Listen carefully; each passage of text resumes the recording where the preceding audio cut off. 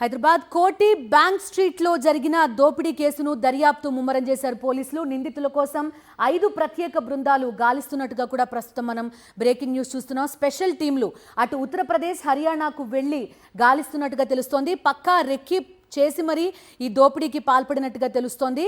పథకం ప్రకారం దోపిడీ చేసినట్టుగా గుర్తించారు పోలీసులు. ఓల్డ్ సిటీలో షెల్టర్ తీసుకున్నట్టుగా కూడా తెలుస్తోంది నిందితులు. దోపిడీ తర్వాత ఆ నిందితులు పలు వాహనాలు మారినట్టుగా కూడా ఇప్పటికే పోలీసులు గుర్తించారు. ఎక్కడి నుంచి వచ్చారో ఎక్కడికి వెళ్లారో తెలియకుండా జాగ్రత్త పడినట్టుగా తెలుస్తోంది. రిన్షాద్ ఏటీఎం వద్దకు చేరుకునే ముందే అక్కడ కాపు కాశారు. అతనిపై కాల్పులు జరిపి నగదుతో పారిపోయారు. ఆటోలు, బైకులపై వివిధ ప్రాంతాలకు వెళ్లారు. కోటి women's college, Chaderghat junction, Nimboli అడ్డా మీదుగా కాచిగూడ వైపు వెళ్లారు.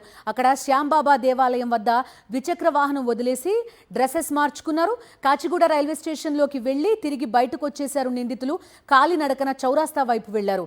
అక్కడ నుంచి ఆటోలు మారుతూ అఫ్జల్గంజ్, ఫలక్నుమా మీదుగా చాంద్రాయణ గుట్ట వెళ్లారు.